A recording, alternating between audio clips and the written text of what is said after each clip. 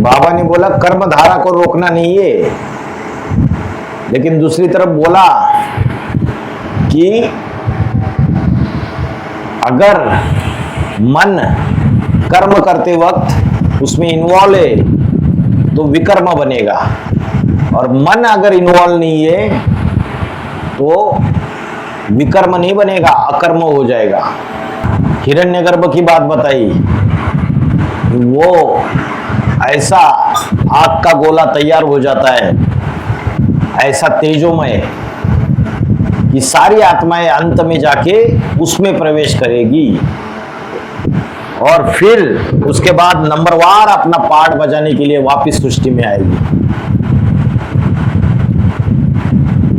कल्पक्षय पुनस्तानी कल्पादो विसृजाम में हम, इसलिए झाड़ के चित्र में दिखाया है शंकर के द्वारा सबको मुक्ति मिलती है। शंकर के द्वारा शंकर लिखा है, एक्चुअली वो हिरण्यगर्भ बनता है, तब की बात है। तो हिरण्यगर्भ यानी लाइट का गोला, यानी फिर आपने मतलब ये भी बताया गया कि उसमें ज्ञान का बीज बोया जाता है, तो उसके अंदर सृष्टि का हर एक आत्मा, जो भी हर आत्मा की जो नॉलेज है, मतलब कि ये मेरा किस नंबर का बच्चा है, वो ज्ञान उसके बुद्धि में आ जाता है। इसको कहते हैं ना समाना। समा जाना मतलब मन बना भाव हो जाना, लिटरली तो नहीं जाके समा जाएंगे ना उसके अंदर, वो स्टेज ऐसी बन जाती है। तो हिरण्यगर्भ मतलब जो राम वाली आत्मा है, उनको ये पता चल जाता है कि ये मेरा किस नंबर का बच्चा है, वो नॉलेज उनके अंदर आ जाती है। सही है। ये तो देखिए ना, हम लोग सुबह अमृत वेले उठकर रात तक ऑलमोस्ट 8 घंटे हम लोग याद और क्लास सब कुछ कर रहे हैं ना, ये भी 8 घंटे याद में रहना ही होता है। भाव होता है ना जी, भाव तो वही है ना, पूरा 8 घंटे वही भाव है। बाबा का मुरली सुनेंगे, अभी याद आता है, कुछ कर्म करते हुए भी देखते हैं, वो कंटिन्यूअसली बैठ के नहीं देखते हैं।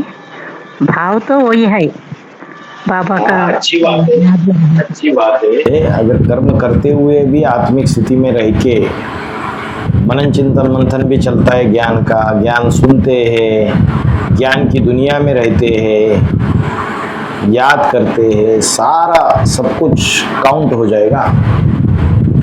कितने टाइम बात किया तो भी बाबा का बारे में, बाबा का मुरली में वही बातचीत करते रहते थे, माना डिस्कशन करते रहते, ये ऐसा बोला, ये करेक्ट है, वो है, हम लोग ऐसा सोच बोल के, वो भी याद में ही आता है ना। भाव तो वही है ना, बाप का बारे में ही ये 8 घंटे को ऊपर हो जाता है।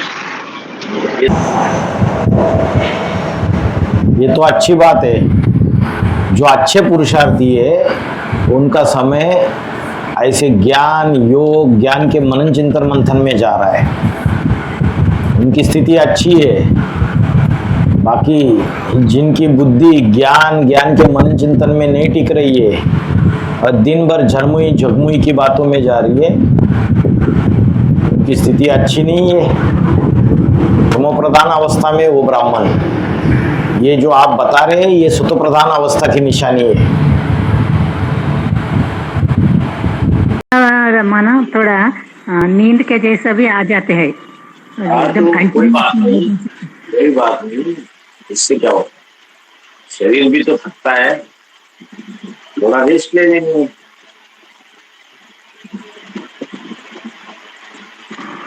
Okay Baba, thank you. भाई जी, आज की मुरली में जो याद का शॉर्टकट तरीका बताया जिससे बाप के समीप पहुंचा जा सके, तो शॉर्टकट तरीका क्या रहेगा? शॉर्टकट तरीका यही है कि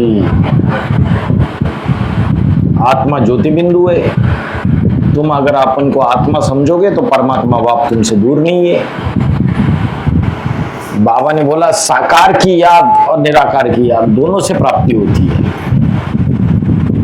तो जो धर्म पिता है वो भी उच्च पद पाते हैं ज्योति बिंदु की याद से। उनको भी पद मिलता है। तो पुरुषोत्तम संगम युग में नंबरवार पुरुषोत्तम बनते हैं। तो जो नंबरवार पुरुषोत्तम बनते हैं उन्होंने आत्मिक स्थिति का अभ्यास ज्यादा किया रहेगा। अभी जैसे बाबा ने ही शरीर छोड़ा, तो जो आत्मिक स्थिति के प्रैक्टिस वाले होंगे उनको इतनी समस्या नहीं होगी। जो सिर्फ देह को याद कर रहे उनको तो समस्या हो जाएगी। तो शॉर्टकट तरीका यही है, अपने को ज्योति बिंदु आत्मा समझ के जितना आत्मिक स्थिति में टिकेंगे उतना वो जो नंबर 1 रुद्र है या सुप्रीम सोल शिव है उसकी छत्र छाया मिलती रहेगी, उससे दूर नहीं जाएंगे। दूसरों को ज्ञान की गहराई के बारे में बताया। हाँ, ज्ञान की गहराई जितनी अभी धारण करेंगे वही आगे सतयुग में जाएगा। यहाँ की जो सिखावट है वो आगे जाएगी। यहाँ अगर ज्ञान की गहराई में नहीं जाएंगे तो आगे भी वो चीजों की प्राप्ति नहीं होगी सतयुग त्रेता युग में। अभी समय है ज्ञान की गहराइयों में जाने का। ज्ञान की गहराई मतलब ज्ञान की गहराई यही गहराई जो आज तक समझ रहे थे कि शंकर कभी शरीर छोड़ता ही नहीं। तो एडवांस पार्टी वाले जब हम गहराई में ज्ञान के मनन चिंतन मंथन करेंगे तो दूसरे बोलते अरे इसमें क्या करना है, हमें क्यों जाना है इसमें। जैसे ब्रह्म कुमारियां बोलती थी ज्ञान की गहराइयों में जाओगे तो डूब मरोगे। ज्ञान की गहराइयों को तो अंत तक जाना है ना, जब तक संपन्न ना बने। गहरे गहरे पॉइंट्स का मनन चिंतन मंथन करना है। जी गीता में श्लोक है निर्माण मोह नित संग दोष। निर्माण मोह जित संग दोष है। इसका अर्थ क्या है?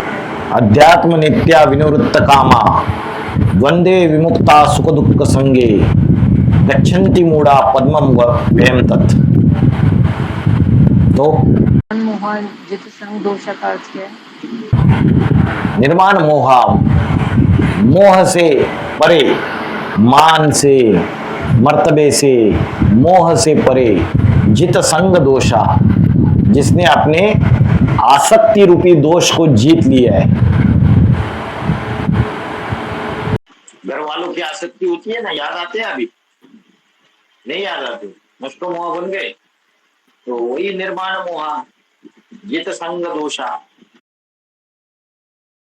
अध्यात्म नित्या, नित्य आध्यात्मिक साधना करना, आत्मा का अध्ययन करना, आत्मा का ध्यान करना, ज्योति बिंदु आत्मा की स्थिति में रहना। अध्यात्म नित्या विनिवृत्त कामा, कामा माना कामना, इच्छाओं से निवृत्त होना। द्वंद्वे विमुक्ता सुख दुख संगे, ये सुख दुख, जय पराजय, निंदा स्तुति, हार जीत, इन सारों से परे, द्वंद्वे, इन दोनों द्वंद्वों से बुद्धि परे। सुख मिले तो बहुत एकदम अहंकारी ना बन जाए, बहुत अभिमान में फूले ना, और दुख मिले तो भी अवस्था स्टेबल। जो आसपास के लोग होते, वातावरण या समाज, वो भूलने भी तो नहीं देता। तो लोक लाज की परवाह करनी है क्या? भस्म होने वाली दुनिया की परवाह करनी है क्या? भगवान ने हमें जो सिखाया है वो अगर हम सच्चाई से करते हैं, दुनिया क्या कहती है, दुनिया क्या सोचती है, हमें इन राहों पर चलना है जहां गिरना और संभलना है। ये बात तो सही है ना, लेकिन बाबा बोलते हैं ना कि मनुष्य सामाजिक प्राणी है, तो समाज के बिना रह भी नहीं सकता। तो इसलिए सामाजिक प्राणी है, उसके भी गहरे अर्थ है। जैसे योगिनी माँ को बोला सामाजिक प्राणी, मतलब यज्ञ के अंदर भी आपका समाज है, यज्ञ के अंदर भी आपका एक छोटा सा संसार है। योगिनी माँ को बोला सामाजिक प्राणी है, तो जो भी यज्ञ में बातें आती है तो आपस में डिस्कस करना पड़ेगा, इस्लाम धर्म के पूर्वज से भी। सामाजिक प्राणी है तो सिर्फ बाहर की दुनिया के लिए लागू क्यों करते हो आप लोग? यज्ञ के अंदर भी समाज है, यज्ञ के अंदर भी एक छोटा सा संसार है हम ब्राह्मणों का। आज की परवाह नहीं करनी है, पर गीता में दूसरा ही श्लोक है कि जैसा हम बड़े करते हैं वैसा ही हमें देख के हमारे छोटे करते हैं। तो लोक लाज की परवाह करते हुए नहीं, कैसे इन दोनों को निभाएं? दोनों का कोई संबंध ही नहीं है। लेकिन छोटे उसको फॉलो करते हैं। जैसे शंकर कहता है लोकलाज की परवाह नहीं करना है, ये अलग बात है।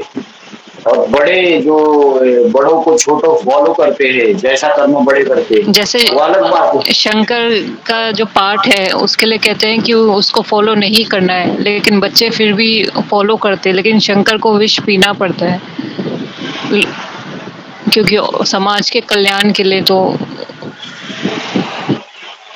क्या पर बच्चे नहीं समझ पाते हैं और कुछ बच्चे फिर उनके पाठ को फॉलो करना चाहते हैं, बात को फॉलो करनी चाहिए। मतलब उनके किए गए कुछ कर्मों को भी फॉलो करते हैं। तो फिर लोकलाज का क्या संबंध? दोनों चीजें अलग अलग है। शंकर को फॉलो नहीं करना है, शंकर के पाठ को अगर फॉलो करते हैं तो बाबा ने जो पावरफुल आत्मा है उनको बोला कि जो कमजोर आत्मा है उनको मना कर दिया। जो पावरफुल आत्मा है उनको छूट दे दी।